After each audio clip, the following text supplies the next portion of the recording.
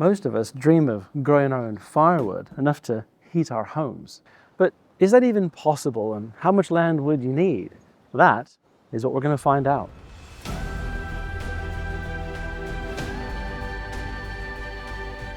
A lot of people say you need 7 acres to heat your home, but is that really true? We need real answers, not guesswork or a bit of folklore. If we're going to grow our own firewood, the first thing we need to do is to change the way we think about firewood. Here's what I mean. If you're buying your firewood, it makes sense to ask, what is the best firewood, or what firewood do I like to burn? So your beech, your maple, your oak will be at the top, things like willow and poplar will be at the bottom. That makes sense if you're buying your firewood. But if you're growing your own firewood, that's a completely different question. You should be asking, what trees will grow best on my land and give me the most usable heat in a sensible amount of time? That might turn your firewood preferences completely upside down. Let me show you what I mean. This oak here is about 30 years old. If we cut it up for firewood, it might keep us warm for a day, maybe 2, if it isn't too cold. But this hybrid aspen is also about 30 years old, and compared to that oak tree, I mean, you can see the difference in sheer volume. Now this tree would keep us warm for a couple of weeks. Now don't get me wrong, oak does make better firewood than aspen, and we planted a number of them on the drier areas of our land. This little guy is 3 years old. But if you want to see what's really possible, have a look at this tree. It is a hybrid willow. We planted thousands of them across our land, and all this top growth grew in the same 3 years.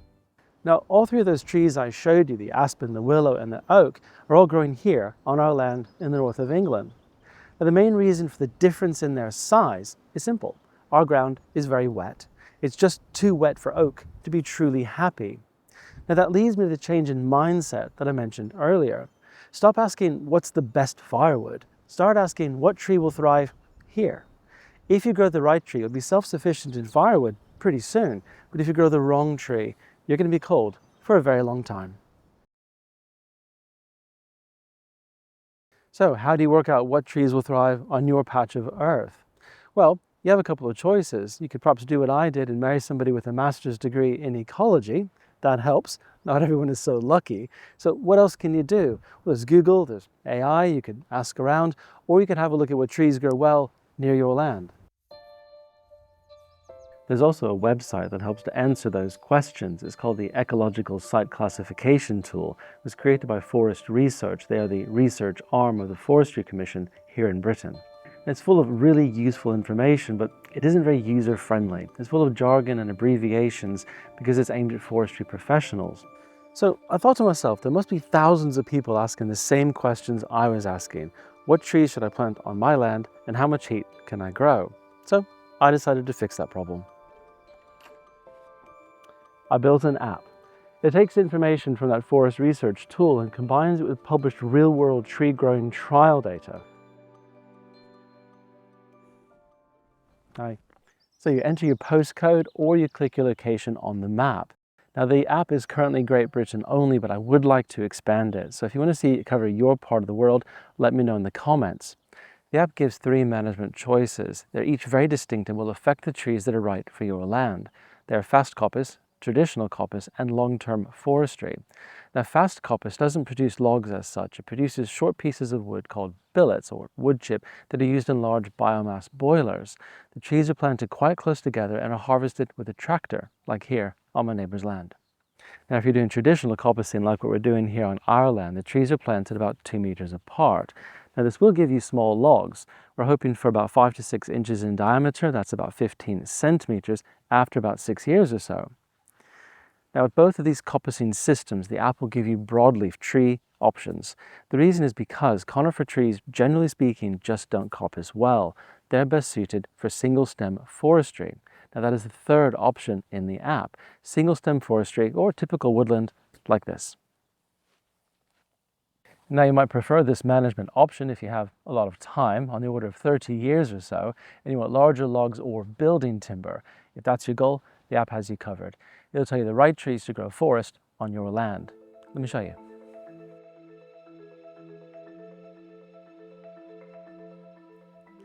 So if we wanted to grow single stem trees here on our land and we wanted the maximum amount of heat after that 30 years or so, the app recommends we grow a tree called Sitka spruce. That is exactly what my other neighbors are growing here on their land as commercial forestry. The app then takes all that site data, temperature, soil moisture, wind exposure, and after a bit of thinking, gives you the answer. It tells you what trees are best suited for your land and how much firewood you could expect to get in terms of dumpy bags of firewood and cubic meters of stacked firewood, as well as how many winters worth of heat that will provide for the average UK home. So how about our land? How much heat could we really grow? Well, this field is about 1.5 acres, so we put that into the app, it gives us the answer. Hybrid willow and hybrid poplar are showing us great options on the app. And that is exactly what we're seeing here. These hybrid willows are far outgrowing anything else on our land. And that hybrid aspen I showed you is a type of poplar. We're growing lots more hybrid poplars on our land as well. So this field growing these trees will provide enough heat for the average UK home every year. Not bad, and a whole lot less than 7 acres. It's all about planting the right tree. Now, speaking of the right tree, there are some species I've deliberately left out of the app for the moment. These are ash trees, all the eucalyptus trees, and red alder. Now, there's good reasons for this. With ash trees, they're suffering from ash dieback disease. They're killing lots of old trees, including some of ours. Now, there are breeding programs trying to breed dieback resistant saplings, and as soon as those become available, I'll add them to the app. Now, eucalyptus trees are a completely different story. These amazing trees can achieve phenomenal growth, but they have a weakness. Lots of them cannot stand hard frosts, which we get, especially when they're young. Now, there are growing trials going on all over the country, including up in Scotland, to determine where these trees can thrive. Red alder as well are still in the early trial stages. Once we have good data in for these trees, I can add them to the app. The app has 2 tiers, free and pro. The free version gives you the headline figures, the single best species for your land, and how much firewood you can realistically expect to get. And I hope it's enough to help you get started. The pro version goes deeper. It gives you results for every tree in the database, giving you a comprehensive ranked list of the best trees for your land. It gives you planting distances and harvesting plans. It even tells you which species are unlikely to work on your land and why. That can help save you a lot of time and money by getting it right the first time. Now, the free version costs nothing, so pop your postcode in and see what it has to say about your land. You might be surprised at how productive it can be. Now, the pro version is available on our $4 mid-tier Patreon and above. We'd love for you to join our community, or you can get it as a one-off £29 payment.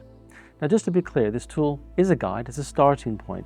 If you're going to sink serious money into tree planting, you should get a professional survey done first, or do what I did and get yourself an ecologist for a wife.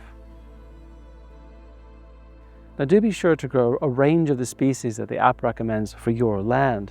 Better for biodiversity and for resilience. Tree diseases do happen, so it's best not to have all your eggs in one basket. I'll put a link to the app in the top comment as well as in the video description. Go and have a look, see how much heat your land could produce. Thank you for watching.